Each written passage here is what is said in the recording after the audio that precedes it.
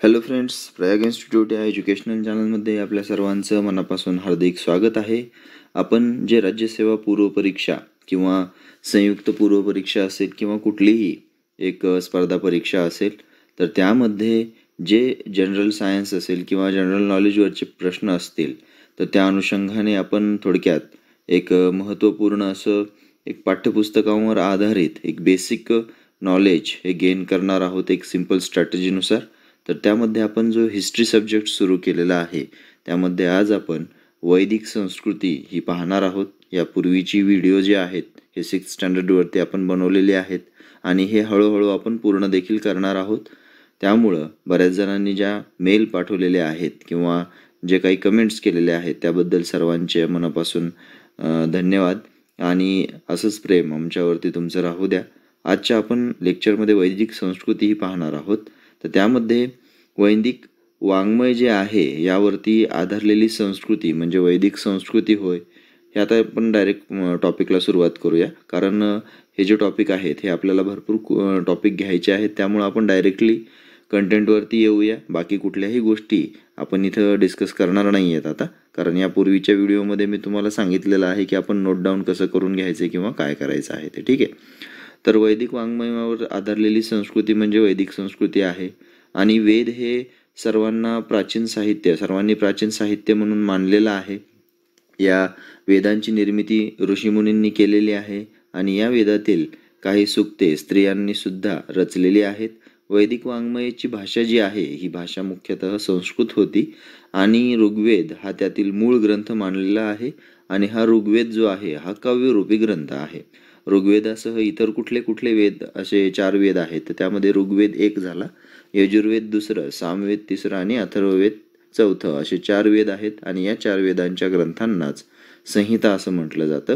आता वैदिक हा शब्द जो आहे हा वेद ही संज्ञा कुठून आली, तर ही विद या शब्दापासून आलेली आहे. आणि विद याचा अर्थ जर बघितलं तर जाणणे हा शब्द त्याचा होत असतो, अर्थ होतो. त्यामुळं विद या शब्दापासून वेद हा तयार झाला आणि वेद या शब्दाचाच अर्थ आहे ज्ञान. मग यामध्ये वेदांना श्रुती देखील म्हटलं गेलेलं आहे. मग पूर्वी हे मौखिक पठणाच्या आधारे वेदाचं जतन केलं जायचं, म्हणजेच एक मौखिक साधन म्हणून ते आपण लक्षात घेऊ शकतो. परंतु आता त्यामध्ये ऋग्वेद संहिता जी आहे किंवा यजुर्वेद संहिता आहे, यामध्ये काय काय आहे हे आपण थोडक्यात बघूया. ऋचांनी बनलेला वेद म्हणजेच ऋग्वेद असतो आणि ऋचा म्हणजेच एक स्तुती करण्यासाठी रचलेलं एक पद्य असतं किंवा एक कविता असते. मग अनेक ऋचा एकत्र ज्यावेळेस करून आपण एखाद्या देवतेची स्तुती करण्यासाठी तयार केलेलं जे काव्य आहे त्याला सूक्त असं म्हणतात. आणि ऋग्वेद संहितेमध्ये विविध देवतांची स्तुती करणारी सूक्ते आहेत. आता हे जे शब्द आहेत हे शब्द आपल्याला माहीत असणं फार महत्त्वाचं आहे. त्यामुळं पुन्हा एकदा रिवाईज घेऊन तुम्ही ते पाहू शकता. पुढे आहे यजुर्वेद संहिता. ही यजुर्वेद संहितेमध्ये यज्ञात म्हटले जाणारे मंत्र आहेत. यज्ञविधींमध्ये कोणत्या मंत्रांचे पठण केव्हा आणि कसे करावे याचे मार्गदर्शन या संहितेमध्ये आहे. तसेच पद्यात असणारे मंत्र आणि गद्यात दिलेले त्या मंत्रांचे स्पष्टीकरण अशी या संहितेची रचना आहे. सामवेद संहिता पाहूया. यामध्ये यज्ञविधीच्या वेळी तालासुरात मंत्र गायन कसं केलं जातं, गायन कसं करावं याचं मार्गदर्शन या सामवेदामध्ये आहे. याचंही स आहे आणि संगीताचंही स आहे, त्यामुळे आपण या ठिकाणी लक्षात घेऊ शकतो. आणि भारतीय संगीताच्या निर्मितीमध्ये सामवेदाचा फार मोठा वाटा देखील आहे. पुढे अथर्ववेद आहे. अथर्ववेदाच्या संहितेमध्ये एका ऋषीचं नाव आलेलं आहे, ते आहेत अथर्व ऋषी. अथर्ववेदात दैनंदिन जीवनातील अनेक गोष्टींना महत्त्व या ठिकाणी दिलेलं आहे. आयुष्यात येणारी संकट असतील, दुखणे असतील, यांचा सामना कसा करायचा, या संकटांना सामोरे कसं जायचं त्याची उपाय यामध्ये दिलेले आहेत. तसेच औषधी वनस्पतींची देखील माहिती यामध्ये दिलेली आहे. किंवा एखाद्या राजाने राज्य कसं करावं ते सुद्धा यामध्ये सांगितलेलं आहे. आता ही जी वैदिक संहिता आहे यामध्ये ऋग्वेद, यजुर्वेद, सामवेद आणि अथर्ववेद आपण पाहिले. अगदी त्याच्यानंतर त्या वाङ्मयामध्ये कशाचा समावेश झालेला आहे, तर त्यामध्ये ब्राह्मण ग्रंथ आहे, आरण्यके आहेत, उपनिषदे आहेत. तसेच या वेदवाङ्मयामध्ये, आता ब्राह्मण ग्रंथ म्हणजे नेमकं काय आहे त्याच्यामध्ये ते बघू आपण, की यज्ञविधीमध्ये जो वेदांचा वापर कसा करायचा आहे हे सांगण्यासाठी हे ब्राह्मण ग्रंथ आहेत. प्रत्येक वेदाचे स्वतंत्र ब्राह्मण ग्रंथ हे आहेत. आरण्यके म्हणजेच अरण्य म्हणलं की जंगल आलं किंवा वन आलं, तर या अरण्यामध्ये जाऊन एकाग्र चिंतनाने एकाग्र चित्ताने केलेलं चिंतन म्हणजे एक प्रकारे आरण्यक आहे. आणि याच ग्रंथामध्ये हे आरण्यक मांडलेलं असतं. तरीही थोडक्यात माहिती बघितली तर यज्ञविधी पार पाडत असताना कोणत्याही प्रकारची चूक होऊ नये याची जबाबदारी यामध्ये घेतलेली असते, ते आहे आरण्यक. पुढे आहे उपनिषद.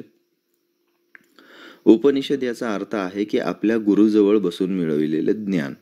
मग यामध्ये आपल्या मनामध्ये जन्ममृत्यूबद्दल अनेक गोष्टींचे प्रश्न पडत असतील, त्या प्रश्नांची उत्तरे सहज मिळत नाहीत. मग या प्रश्नांवरती जी चर्चा झालेली असते ती असते उपनिषदामध्ये. मग या वेदवाङ्मयामध्ये 4 वेद झाले, ब्राह्मण ग्रंथ, आरण्यके, उपनिषदे. ही रचण्यास काही एका वर्षाचा कालावधी नाही लागला, तर तो जवळपास 1500 वर्षाचा कालावधी त्या ठिकाणी लागलेला आहे. आणि या कालावधीत वेदकालीन संस्कृतीमध्ये अनेक बदल यामध्ये झालेले आहेत. मग त्या लोकजीवनाचा देखील आपण थोडक्यात यामध्ये अभ्यास करूया. त्या लोकजीवनामध्ये कुटुंब व्यवस्था, सामाजिक जीवन, आर्थिक जीवन या गोष्टी आपण थोडक्यात पाहूया. सर्वप्रथम कुटुंब व्यवस्था आणि दैनंदिन जीवन आपण बघूया. या वेदकाळात एकत्र कुटुंब पद्धती होती. कर्ता पुरुष हा घरचा प्रमुख असायचा कुटुंबातील, त्याला गृहपती असं म्हणायचे. आणि गृहपतीच्या परिवारामध्ये जास्त करून त्याचे आई वडील, लहान भाऊ, भावांचे परिवार, त्यांच्या पत्नी, मुले, त्यांच्या मुलांचे परिवार अशा सर्वांचा समावेश या कुटुंब व्यवस्थेमध्ये व्हायचा. पुरुष प्रधान कुटुंब व्यवस्था होती. आणि त्या काळी काही विद्वान स्त्रियांचे उल्लेख देखील आपल्याला वैदिक साहित्यात आढळतात. त्यामध्ये लोपामुद्रा आहे, गार्गी आहे, मैत्रेयी आहे. या विद्वान स्त्रियांचे उल्लेख या वाङ्मयामध्ये देखील आहेत. परंतु स्त्रियावरील बंधनं ही या काळामध्ये वाढत हळूहळू गेलेली आहेत नंतर, आणि समाजातील स्थान हे स्त्रियांचं दुय्यम बनत गेलेलं आहे. वेदकाळातील घरं कशा पद्धतीची होती, तर ती एक मातीची किंवा कुडाची घरं असायची. त्यामध्ये गवत आणि वेलींची जाडसर तट्टे विणून त्यांचं शेण माती लिपून, म्हणजेच एक भिंत, त्याला कूड म्हणतात. आणि बऱ्याच खेडेगावामध्ये किंवा गावोगावी ही अशी कौलारू टाईप किंवा एक कोठा म्हणतो आपण त्याला, त्या कोठा टाईप अशी कूड घातलेली आहे. म्हणजेच तुराट्यांचा किंवा तुरीची झाडं असतात, तुरींची जी पिकं आहेत त्या तुरींच्या झाडांची किंवा कापसांच्या पाळाट्यांची त्या ठिकाणी भिंत घातली जाते आणि त्याला एक मातीने किंवा शेणाने लिपून घेतलेलं असतं. अशाच पद्धतीचं ते सारवलेलं असतं. आणि या घरासाठी त्यांनी शब्द जो वापरलेला आहे तो गृह किंवा शाला हा शब्द वापरलेला आहे वैदिक वाङ्मयामध्ये. पुढे वेदकालीन लोकांच्या आहारामध्ये कुठले कुठले पदार्थ होते, तर त्यामध्ये गहू, सातू, तांदूळ या तृणधान्यांचा देखील समावेश होता. त्यापासून विविध पदार्थ ते बनवत. आणि वैदिक वाङ्मयामध्ये यव, गोधूम, व्रीही यांसारखे शब्द त्यामध्ये आढळलेले आहेत. आता यव म्हणजे सातू आहे, गोधूम म्हणजे गहू आहे, आणि व्रीही म्हणजे तांदूळ आहे. आपल्याला एखाद्या वेळेस स्मॉल अयोग्य जोडी ओळखा किंवा जोड्या लावा किंवा एक योग्य जोड्या ओळखा अशामध्ये सुद्धा एखाद्या वेळेस हे प्रश्न असे विचारले जाऊ शकतात ॲज एक सिम्पल म्हणून. पुढे दूध, दही, लोणी, तूप, मध हे पदार्थ देखील त्यांच्या आवडीचे होते. त्यामध्ये उडीद, मसूर आणि तीळ तसेच मांस या पदार्थांचा देखील त्यांच्या आहारामध्ये समावेश होता. आता वेदकालीन लोक लोकरी आणि सुती वस्त्रे वापरत, त्याला वल्कले. आता ही एक संकल्पना या ठिकाणी आहे की झाडाची जी साल असते त्या झाडाच्या सालीपासून तयार केलेली जी वस्त्रे असतात त्याला वल्कले असे म्हणतात. मग त्यामध्ये प्राण्यांच्या कातड्यांचाही उपयोग त्या ठिकाणी वस्त्र म्हणून केला जाई. स्त्रिया आणि पुरुष फुलांच्या माळा, विविध प्रकारच्या मण्यांच्या माळा, सोन्यांचे दागिने वापरत असत. गळ्यातील दागिना एक निष्क नावाचा जो विशेष लोकप्रिय होता त्यामध्ये, आणि त्याचा उपयोग वस्तूंच्या खरेदी विक्रीसाठी सुद्धा करण्यात येत होता. दैनंदिन जीवनामध्ये लोकांच्या गायन, वादन, नृत्य, सोंगट्यांचा खेळ, रथांच्या शर्यती आणि शिकार ही मनोरंजनाची साधनं म्हणून त्या ठिकाणी वापरली जायची. वीणा, शततंतू, झांजा आणि शंख ही त्यांची प्रमुख वाद्य होती. डमरू आणि मृदंग ही तालवाद्य ही ते वापरत असत. आता यामध्ये जी वैदिक वाङ्मयातील लोकजीवन होतं यामध्ये सामाजिक आर्थिक जीवन कसं होतं किंवा शेती आणि पशुपालनाच्या बाबतीमध्ये नेमकं काय होतं हे थोडक्यात जाणून घेऊया. वैदिक काळामध्ये शेती हा प्रमुख व्यवसाय होता. अनेक बैल जुंपलेल्या नांगराने नांगरट केली जाई. नांगराला लोखंडाचा फाळ बसवत. आता बघायला मिळत नाही, परंतु एक 4-5, 6-7 वर्षाखाली किंवा एक 10 वर्षाच्या खालचा काळ जर बघितला, 10-15 वर्षाच्या खालचा, तर त्या ठिकाणी आपल्याला अशा बऱ्याच ठिकाणी हे लोखंडी फाळ असलेले नांगरं आणि त्याला झोपलेली बैल ही दिसत होते आपल्याला. आता हे सर्व ट्रॅक्टरचा जमाना आलेला आहे, त्यामुळं हे काही दिसणार नाही, बऱ्याच जणांना हे लक्षात पण येणार नाही. पुढे अथर्ववेदामध्ये पिकावर पडणारी कीड, पिकांचा विध्वंस करणारे प्राणी आणि त्यावरील उपाय यांचाही विचार केलेला आढळतो. खत म्हणून या ठिकाणी शेणाचा देखील उपयोग केलेला आहे. वैदिक काळामध्ये घोडा, गाय, बैल, कुत्रा या प्राण्यांना विशेष महत्त्व होते. गायींचा विनिमयासाठी देखील उपयोग केला जाई, त्यामुळे गायींना विशेष किंमतही होती.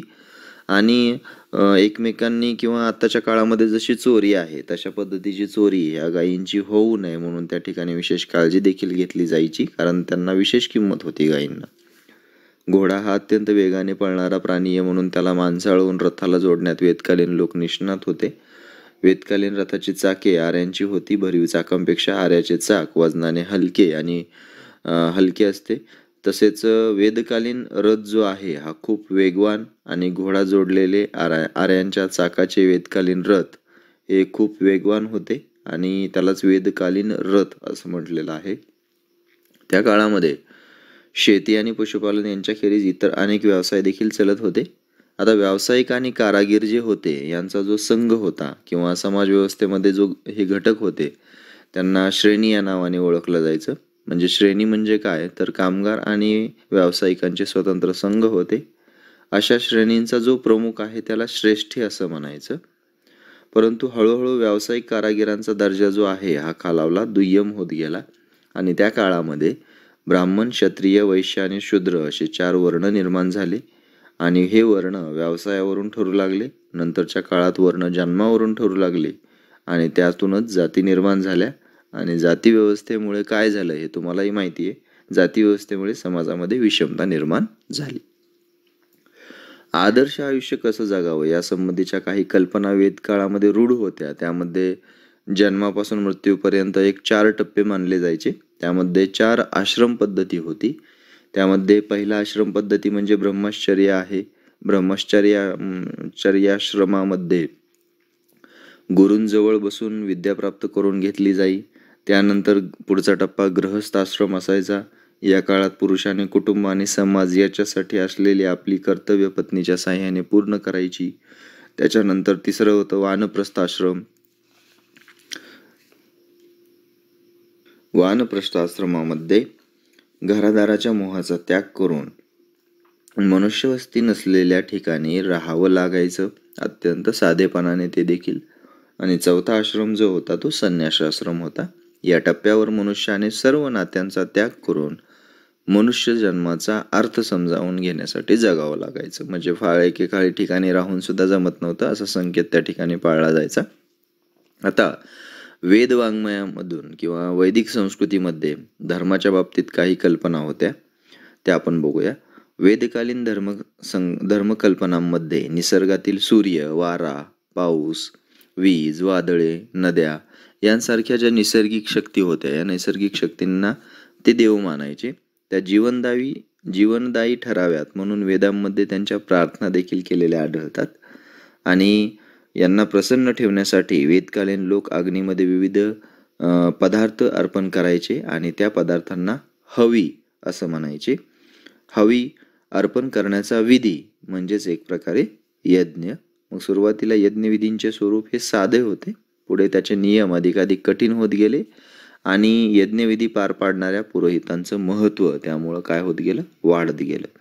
आता वेदकालीन लोकांनी सृष्टीचे व्यवहार कसे चालतात याचाही विचार त्यामध्ये केला गेलेला होता. उन्हाळ्यानंतर पावसाळा, पावसाळ्यानंतर हिवाळा, हे असं एक सृष्टीचक्र त्यांनी बनवलेलं होतं किंवा बनत होतं. या सृष्टीचक्रात त्यांच्या गतीनं फिरणारं जे जीवनचक्र आहे यालाच वेदकालीन लोकांनी ऋत असं म्हटलेलं आहे. आता ऋतू आपण हे शब्द म्हणतो, याच्यावरूनच लक्षात घ्यायचं की हे ऋतू कुठले आहेत, कोणत्यानंतर कोणतं येतं, आणि हे सृष्टीचं जीवनचक्र आहे असं वेदकालीन लोकांनी त्याला नाव दिलेलं होतं. प्राणीमात्रांचे जीवन हा एक सृष्टीचक्राचाच भाग आहे, म्हणून सृष्टीचक्रामध्ये जो बिघाड झालेला आहे तो होऊ नये म्हणून प्रत्येकाने काळजी घ्यावी, सृष्टीचे नियम मोडू नये आणि सृष्टीचे नियम मोडू नये याकरिता जे वागणूक असायची ती वागणूक धर्माप्रमाणे असायची असं त्या ठिकाणी ही धर्मकल्पना वेदकालीन वाङ्मयामध्ये किंवा वैदिक संस्कृतीची होती. मग पुढे शासन व्यवस्थेच्या बाबतीत जर माहिती घेतली आपण तर यामध्ये वेदकाळामध्ये प्रत्येक जो ग्राम वसाहत होती या ग्राम वसाहतीचा एक प्रमुख होता, त्याला ग्रामणी असं म्हणायचे. अनेक ग्राम वसाहतींचा असा एक समूह असायचा, त्याला विष असे म्हणायचे आणि त्याचा जो प्रमुख आहे त्याला विषपती असे म्हणायचे. मग अनेक विष मिळून जन तयार व्हायचं आणि जन जेव्हा एखाद्या विशिष्ट प्रदेशात स्थिर होईल त्या प्रदेशाला जनपद असं म्हणायचं आणि जनच्या प्रमुखाला नृप किंवा राजा म्हटलं जाई. आणि राजा कोण असतो तर प्रजेचं रक्षण करणे, कर गोळा करणे आणि उत्तम राज्यकारभार करणे ही त्याची कर्तव्य त्या ठिकाणी मानली जायची. राज्यकारभार उत्तम रीतीने चालवण्यास सहाय्य करण्यासाठी राजाने अधिकारी नेमलेले होते. पुरोहित आणि सेनापती हे विशेष महत्त्वाचे अधिकारी त्यामध्ये होते. कर वसुली करण्यासाठी नेमलेल्या अधिकाऱ्याला भागदूग असे म्हणत. भाग म्हणजे वाटा, जनच्या उत्पन्नातील राजाचा भाग गोळा करणारा तो भागदूग म्हणून ओळखला जायचा. राजाला मार्गदर्शन करण्यासाठी सभा, समिती, विदत आणि जन अशा 4 संस्था त्यामध्ये होत्या. त्यामध्ये कुठल्या कुठल्या 4 संस्था होत्या? सभा, समिती, विदत आणि जन या 4 संस्था होत्या. त्यामध्ये लोक देखील सहभागी होत होते. सभा आणि विदत या संस्थांच्या कामकाजात स्त्रियांचा देखील समावेश होता. राज्यातील ज्येष्ठ व्यक्तींच्या मंडळास सभा म्हणत तर लोकांच्या सर्वसाधारण बैठकीस समिती असे म्हणाय.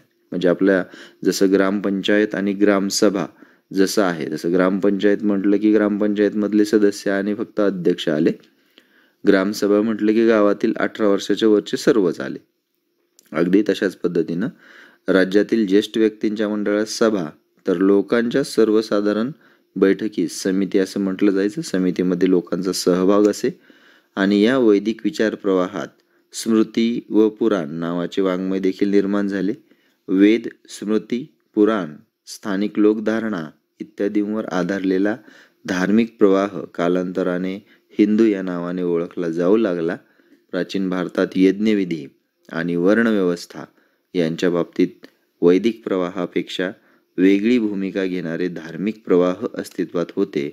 हे आता धार्मिक प्रवाह या पुढच्या आपण टॉपिकमध्ये पाहणार आहोत. तर या ठिकाणी तुम्ही जो प्रश्न दिलेला आहे तो प्रश्न एक सोडवायचा आहे आणि त्याचं उत्तर जे आहे हे कमेंट बॉक्समध्ये मेन्शन करायचं आहे. बरेच जण कमेंट्समध्ये आन्सर देत नाहीत. याचा अर्थ आपण जो अभ्यास करतोय हा तुमच्या पुरताच आहे असं लक्षात येईल. हा अभ्यास इतरांना देखील किंवा आपण जे काही क्वेश्चन्स आहेत ॲज अ चॅलेंज म्हणून कुठलाही सिम्पल क्वेश्चन असो किंवा हार्ड क्वेश्चन असो आपण तो सोडवण्याचा प्रयत्न हा केला गेला पाहिजे. त्यामध्ये जोड्या लावामध्ये आहे यव, गोधूम आणि व्रीही आणि जोड्या लावामध्ये पुढे दिलेला आहे सातू, गहू आणि तांदूळ. तर खालील योग्य ज्या जोड्या असतील त्या पर्यायानुसार तुम्ही त्या लावायच्या आहेत आणि याचा आन्सर जे आहे हे कमेंट बॉक्समध्ये मेन्शन करायचं आहे. आता याच्यामध्ये क्वेश्चन्स सुद्धा भरपूर आहेत जसे होण्यासारखे, परंतु आपण क्वेश्चन्ससाठी एक सेपरेट लेसन यामध्ये बघणार आहोत. आता सध्या आपण फक्त कंटेंट घेतोय, त्यामुळं तुम्ही होता होईल तेवढं या व्हिडिओला शेअर करायचं आहे. आवडलं असेल तर लाईक करायचं आहे आणि चॅनल ज्यांनी कोणी सबस्क्राईब केलं नसेल त्यांनी चॅनल सबस्क्राईब देखील करायचं आहे. ठीक आहे, तर भेटू आपण पुढच्या लेक्चर्समध्ये. तोपर्यंत have a nice day. Bye bye and thank you.